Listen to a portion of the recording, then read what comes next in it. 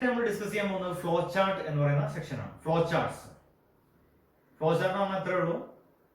Pictorial representation of an algorithm. ഒരു അൽഗോരിതത്തിന്റെ ചിത്ര രൂപത്തെയാണ് എന്ന് പറയുന്നത് ഫ്ലോ ചാർട്ട് എന്ന് പറയുന്നത്. അൽഗോരിതം എന്താ നമ്മൾ പറഞ്ഞു കഴിഞ്ഞാൽ ഒരു പ്രോബ്ലം സോൾവ് ചെയ്യാനുള്ള സ്റ്റെപ്പ് ബൈ സ്റ്റെപ്പ് മെത്തേഡിനെയാണ് അൽഗോരിതം എന്ന് പറയുന്നത്.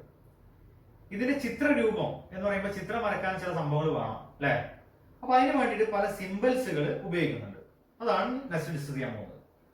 First one is terminal simple. Terminal, അപ്പൊ നിങ്ങൾ കാണുന്ന ഈ ഒരു സിമ്പിൾ ആണ് ടെർമിനൽ സിമ്പിൾ എന്ന് പറയുന്നത്. ഇത് നമ്മളുടെ പ്രോഗ്രാമിന്റെ അല്ലെങ്കിൽ നമ്മളുടെ ലോജിക് ഫ്ലോ എന്ന് പറഞ്ഞാൽ നമ്മളൊരു സ്റ്റെപ്പ് ബൈ സ്റ്റെപ്പ് പറയുമ്പോൾ ആ ഒരു സ്റ്റെപ്പിന്റെ ഒരു ഫ്ലോ ഉണ്ടല്ലോ, അല്ലെങ്കിൽ ആ ഒരു അതിൽ ഉപയോഗിച്ചിട്ടുള്ള ലോജിക്കിന്റെ ഒരു ഫ്ലോ ഉണ്ടല്ലോ, അതാണ് ലോജിക് ഫ്ലോ എന്നോട് ഉദ്ദേശിക്കുന്നത്.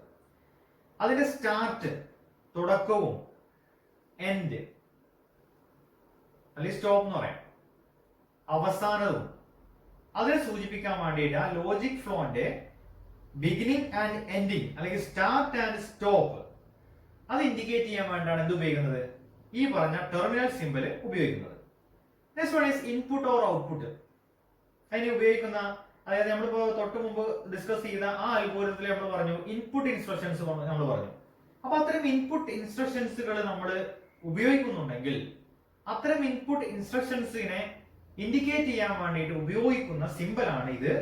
അതിന് പറയുന്ന പേര് പാരലലോഗ്രാം എന്നാണ്. പാരലലോഗ്രാം എന്നാണ് ഇതിന് പറയുന്നത്.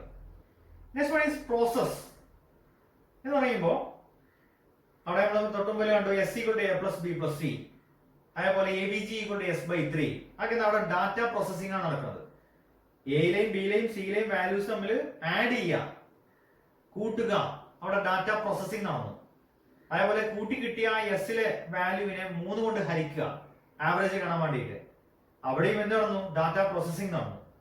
ഇത്തരം ഡാറ്റ പ്രോസസിംഗ് സ്റ്റെപ്സുകളെ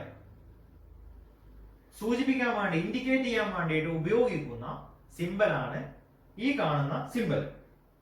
അതിന് റെക്റ്റാങ്കിൾ ആണ് ഇതിന് വേണ്ടിയിട്ട് ഉപയോഗിക്കുന്നത്. Next one is decision. Decision model. ഇപ്പൊ നമ്മൾ തൊട്ട് മുമ്പ് കണ്ടാൽ ഡിസിഷൻ ബേസ്ഡ് ആയിട്ടുള്ള സ്റ്റെപ്സുകളൊന്നും ഇല്ല. നമ്മൾ ഇനി വരുന്ന പ്രോബ്ലംസുകളിലൊക്കെ നിങ്ങൾ കാണുന്നതാണ്.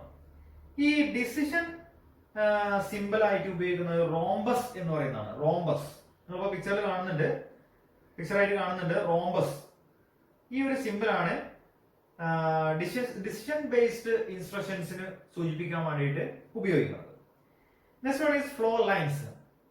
അതായത് ഒരു പ്രോഗ്രാമിന്റെ ലോജിക് ഫ്ലോ സൂചിപ്പിക്കാൻ വേണ്ടിയാണ് ഫ്ലോ ലൈൻസ് ഉപയോഗിക്കുന്നത്. സാധാരണ ആരോസ്, ആരോ മാർക്ക് സാധാരണ ഉപയോഗിക്കുന്ന ആരോസുകൾ ഉണ്ടല്ലോ, അതാണ് ഇതിനു വേണ്ടി ഉപയോഗിക്കുന്നത്. സാധാരണ മുകളിൽ നിന്ന് താഴത്തേക്കായിരിക്കും ലോജിക് ഫ്ലോ വരിക, അല്ലെങ്കിൽ ലെഫ്റ്റ് ടു റൈറ്റ് ആയിരിക്കും സാധാരണ ലെവലില് ഫ്ലോ കാണിക്കുക. ചില സന്ദർഭങ്ങളൊക്കെ താഴ്ന്ന മുകളിലേക്കൊക്കെ വരുന്നുണ്ട്. അതൊക്കെ എന്താണെന്നുള്ളതൊക്കെ നമുക്ക് വഴിയെ കാണാം. നെക്സ്റ്റ് വൺ ഈസ് കണക്ടർ എന്നുള്ളതാണ്.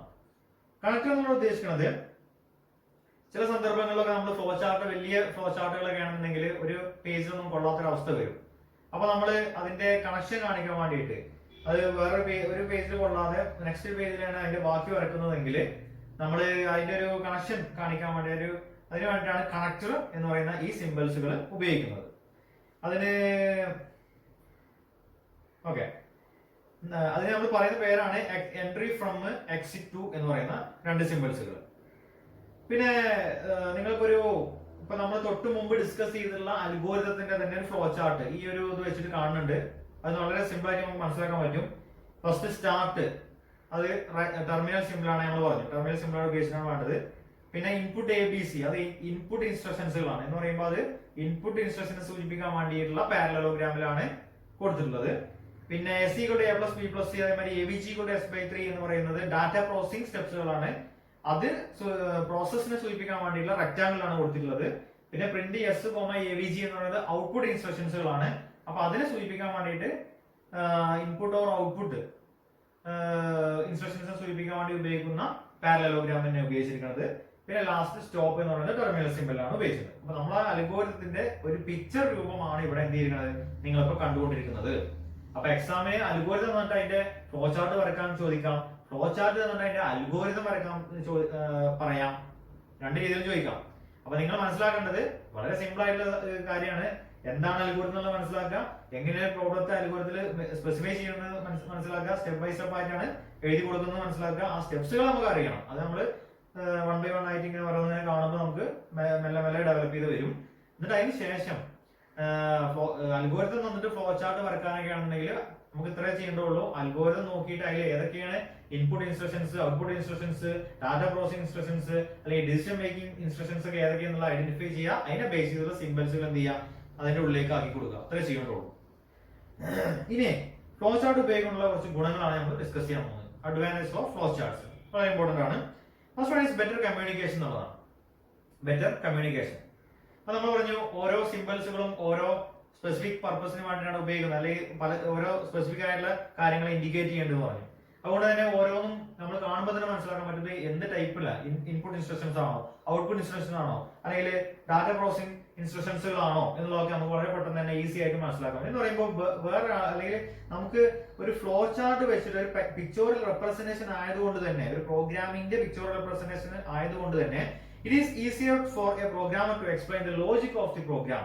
പ്രോഗ്രാമിന്റെ ലോജിക്ക് എങ്ങനെയാണ് എന്നുള്ളത്, എന്താണ് എന്നുള്ളത് മറ്റൊരാൾക്ക് അല്ലെങ്കിൽ പ്രോഗ്രാമറെ സംബന്ധിച്ചിടത്തോളം അത് കമ്മ്യൂണിക്കേറ്റ് ചെയ്യാൻ ഈസി ആണ് എന്നാണ് പറയുന്നത്. Next one is effective analysis. The whole program can be analysed effectively. മൊത്തം പ്രോബ്ലത്തെ വളരെ എഫക്റ്റീവ് ആയിട്ട് എന്ത് ചെയ്യുന്നുണ്ട്, അനലൈസ് ചെയ്യുന്നത് through the flow chart as it clearly specify the flow of the steps constituting the program. അതായത് എഫക്റ്റീവ് ആയിട്ട് analyse ചെയ്യുന്നുണ്ട് ഫ്ലോ ചാർട്ടിൽ എന്നർത്ഥം. Next one is effective synthesis. നമ്മൾ നേരത്തെ പറഞ്ഞായിരുന്നു മെയിൻ പ്രോബ്ലത്തെ സബ് പ്രോബ്ലംസുകളായി ഡിവൈഡ് ചെയ്ത് ഓരോ സബ് പ്രോബ്ലംസിനെയും ഇൻഡിവിജ്വലായി സോൾവ് ചെയ്യുന്ന, അല്ലെങ്കിൽ ആ ഒരു രീതിയിൽ നമ്മൾ പറഞ്ഞായിരുന്നു അല്ലെ. അല്ലെങ്കിൽ മെയിൻ പ്രോബ്ലം എന്താണെന്നുള്ളത് കണ്ടെത്തുക, അതിനുശേഷം സബ് പ്രോബ്ലംസുകളായി ഡിവൈഡ് ചെയ്യുക, എന്നിട്ട് സബ് പ്രോബ്ലംസിൽ ഓരോന്നും സോൾവ് ചെയ്യുക. ആ ഒരു അപ്രോച്ച് നമ്മൾ പറഞ്ഞായിരുന്നു. എന്ന് പറയുമ്പോൾ ആ രീതിയിൽ നമ്മൾ പ്രോബ്ലം ഇപ്പൊ ഈ ഒരു അൽഗോരിതം ഇതിലൊന്നും ചെയ്തിട്ടില്ല, നമ്മൾ ആ ലെവലിൽ ചെയ്യുകയാണെങ്കിൽ നമുക്ക് ഫൈനലി നമുക്ക് എന്ത് ചെയ്യാൻ പറ്റും, to be placed together to visualise the overall system design. നമുക്ക് അതിനെല്ലാം കൂടി കൂട്ടി യോജിപ്പിച്ചിട്ട് ഈ ഫ്ലോ ചാർട്ട് അതിൽ ഫെസിലിറ്റി ഉണ്ട് എന്ന് പറയുന്നത്, എല്ലാം കൂടി കൂട്ടി യോജിപ്പിച്ചിട്ട് നമ്മൾ ഓവറോൾ ഡിസൈൻ നമുക്ക് ലഭിക്കും അർത്ഥം. നെക്സ്റ്റ് വൺ ഈസ് അതായത് ഓരോ സബ് പ്രോബ്ലംസിനും സെപ്പറേറ്റ് ഫ്ലോ ചാർട്ട് വരയ്ക്കുക, എന്നിട്ട് അവസാനം എല്ലാം കൂടി എന്ത് ചെയ്യുക, യോജിപ്പിക്കുക. Next one is efficient coding എന്നുള്ളതാണ്. അപ്പൊ വളരെ ക്ലിയർ ആയിട്ട് മനസ്സിലാക്കണം, നമുക്ക് കറക്റ്റ് ആയിട്ട് ആ ഒരു ഫ്ലോ, ലോജിക് ഫ്ലോ കറക്റ്റ് ആയിട്ട് പറയുന്നുണ്ട്, ഏതാണ് ഇൻപുട്ട് ഇൻസ്ട്രക്ഷൻസ്, ഏതാണ് ഔട്ട്പുട്ട് ഇൻസ്ട്രക്ഷൻ, എന്താണ് ഡാറ്റ പ്രോസസിംഗ് സ്റ്റെപ്സുകൾ, അങ്ങനത്തെ എല്ലാം ക്ലിയർ കട്ടായിട്ട് നമ്മൾ എന്ത് ചെയ്യുന്നുണ്ട്, ഫ്ലോ ചാർട്ടിൽ പറയുന്നുണ്ട് അല്ലെ, ക്ലിയർ ആയിട്ട് നൽകുന്നുണ്ട്. അതുകൊണ്ട് തന്നെ നമുക്ക് അതിനെ ബേസ് ചെയ്തിട്ട് ഈസി ആയിട്ട് എളുപ്പത്തിൽ നമുക്ക് എന്ത് ചെയ്യാൻ പറ്റും, കോഡിംഗ് സെക്ഷനിലേക്ക് പോകാൻ പറ്റും. എന്ന് പറയുമ്പോൾ പ്രോഗ്രാമിംഗ്, ഏതെങ്കിലും ഒരു പ്രോഗ്രാമിംഗ് ലാംഗ്വേജ് ഉപയോഗിച്ചിട്ട് ഇതിന് അനുയോജ്യമായിട്ടുള്ള പ്രോഗ്രാമിംഗ് ചെയ്യാൻ സാധിക്കും എന്നാണ് പറയുന്നത്.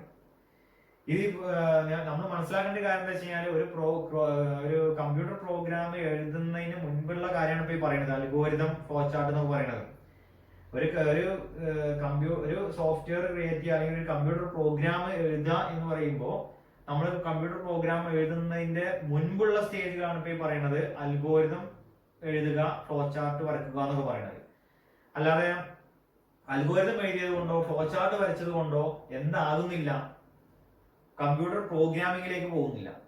അതാണ് നമ്മൾ മനസ്സിലാക്കുക. കമ്പ്യൂട്ടർ പ്രോഗ്രാം എന്ന് പറയുമ്പോൾ ഏതെങ്കിലും ഒരു computer language, high level language ആയിട്ടുള്ള, ഞാൻ നേരത്തെ പറഞ്ഞ പോലെ തന്നെ C++, ജാവ പോലുള്ള ഏതെങ്കിലും ഒരു പ്രോഗ്രാമിംഗ് ലാംഗ്വേജ് ഉപയോഗിച്ചിട്ടാണ് നമ്മൾ കമ്പ്യൂട്ടർ പ്രോഗ്രാംസുകൾ എന്ത് ചെയ്യുന്നത്, ക്രിയേറ്റ് ചെയ്യുന്നത്. അപ്പൊ ഇത്തരം കമ്പ്യൂട്ടർ പ്രോഗ്രാംസ് ക്രിയേറ്റ് ചെയ്യുന്നതിന് മുൻപായിട്ട് നമ്മളുടെ ആ ജോലി എളുപ്പമാക്കാൻ വേണ്ടിയിട്ടുള്ള ചില മെത്തേഡ്സുകളാണ് അൽഗോരിതം, അതേമാതിരി ഫ്ലോ ചാർട്ട് വരയ്ക്കുക എന്നൊക്കെ പറയുന്നത്. അത് വേണമെങ്കിൽ ചെയ്താൽ മതി എന്നർത്ഥം. ഒരു പ്രോഗ്രാമറെ സംബന്ധിച്ചിടത്തോളം നിർബന്ധമില്ല കാര്യമല്ല അൽഗോരിതം എഴുതലും ഫ്ലോ ചാർട്ട് വരയ്ക്കലും. പക്ഷെ ഉണ്ടാക്കി കഴിഞ്ഞാൽ എന്താ, നമുക്ക് it is easier to coding എന്നുള്ളതാണ്. കോഡിംഗ് സെക്ഷനിലേക്ക് പോകുമ്പോൾ ഈസി ആയിട്ട് നമുക്ക്, അല്ലെങ്കിൽ വളരെ എഫിഷ്യന്റ് ആയിട്ട് നമുക്ക് കോഡ് ചെയ്യാനൊക്കെ സാധിക്കും എന്നർത്ഥം. ഈ ഫ്ലോ ചാർട്ടിന്റെ കുറച്ച് ലിമിറ്റേഷൻസ് ആണ് നമ്മൾ പറയുന്നത്. ഫ്ലോ ചാർട്ടിന്റെ ലിമിറ്റേഷൻ എന്ന് പറയുമ്പോൾ നമ്മൾ ഇത്ര മനസ്സിലാക്കേണ്ടത്, ഇത് ഒരുപാട് ടൈം എടുക്കുന്ന ഒരു പ്രോസസ്സാണ്. ഇതിപ്പോ നമ്മളിപ്പോ ഒരു ചെറിയൊരു അൽഗോരിതം, ചെറിയൊരു ഫ്ലോ ചാർട്ടും കണ്ടത് മാതിരിയല്ല. വലിയ പ്രോഗ്രാംസുകളും വലിയ അൽഗോരിതത്തിനെ ബേസ് ചെയ്തുള്ള ഫ്ലോ ചാർട്ട് ഒക്കെ വരക്കുകയാണെങ്കിൽ ഒരുപാട് സമയമെടുക്കുന്ന വർക്കാണ്, ടൈം കൺസ്യൂമിങ് ജോബാണ്. അതുപോലെ ലബോറിയസ് ടു ഡ്രോ, ഒരുപാട് സമയം എടുക്കുകയും ചെയ്യും, ഒരുപാട് ജോലിയാണ് ഇത് ചെയ്തു തീർക്കുക എന്ന് പറയുന്നത്. പ്രോപ്പർ സിമ്പിൾസ് ഒക്കെ വെച്ച് കറക്റ്റ് സ്പേസിംഗ് ഒക്കെ വെച്ചിട്ട് നമ്മൾ ചെയ്യാന്ന് പറയുമ്പോൾ കുറച്ച് ബുദ്ധിമുട്ടേറിയ പ്രോസസ്സാണ് എന്നുള്ളതാണ് ഒരു ലിമിറ്റേഷൻ ആയി പറയുന്നത്. നെക്സ്റ്റ് വൺ ഈസ് ഏതെങ്കിലും തരത്തിലുള്ള നമ്മളിപ്പോ ഒരു ഫ്ലോ ചാർട്ട് ഒക്കെ വരച്ചു കഴിഞ്ഞു, ആ വരച്ചതിന് ശേഷം നമ്മളുടെ ലോജിക്കിൽ ഏതെങ്കിലും തരത്തിലുള്ള മോഡിഫിക്കേഷൻസ് വരുത്തുകയാണെന്നുണ്ടെങ്കിൽ ആ മൊത്തം നമ്മൾ വരച്ചുണ്ടാക്കിയ അല്ലെങ്കിൽ നമ്മൾ തയ്യാറാക്കിയിട്ടുള്ള ആ മൊത്തം ഫ്ലോ ചാർട്ടിനെ എന്ത് ചെയ്യേണ്ടതായിട്ട് വരും? ഒഴിവാക്കിയിട്ട് പുതിയ ഒരു ഫ്ലോ ചാർട്ട് വരക്കേണ്ടതായിട്ട് വരും. അതാണ് വേറൊരു ലിമിറ്റേഷൻ ആയി പറയുന്നത്. മൂന്നാമതായിട്ട് പറയുന്നത് നമ്മൾ എത്രമാത്രം ഇതിലേക്ക് എന്താ പറയാ ഡീറ്റെയിൽസ് ഇൻക്ലൂഡ് ചെയ്യണം, അല്ലെങ്കിൽ ഇതിനൊരു മെഷർ ചെയ്യാനുള്ള ഒരു സ്റ്റാൻഡേർഡ് ഒന്നും ഇല്ല എന്നുള്ളതാണ്. നമ്മളൊരു ഫ്ലോ ചാർട്ട് ഒക്കെ ഉണ്ടായി കഴിഞ്ഞാൽ ആ ഫ്ലോ ചാർട്ട് ആക്യുറേറ്റ് ആണോ എന്നുള്ളത് മെഷർ ചെയ്യാനുള്ള ഒരു സ്റ്റാൻഡേർഡോ അല്ലെങ്കിൽ എത്രമാത്രം ഡീറ്റെയിൽസിൽ ഇൻക്ലൂഡ് ചെയ്യണം എന്നുള്ളതിനെ കുറിച്ചുള്ള ഒരു വ്യക്തമായുള്ളൊരു സ്റ്റാൻഡേർഡ്സ് ഇല്ല എന്നുള്ളതാണ് ഇതിന്റെ വേറെ ഒരു പോരായ്മയായിട്ട് പറയുന്നത്. ഇതൊക്കെയാണ് ഇതിന്റെ ലിമിറ്റേഷൻ.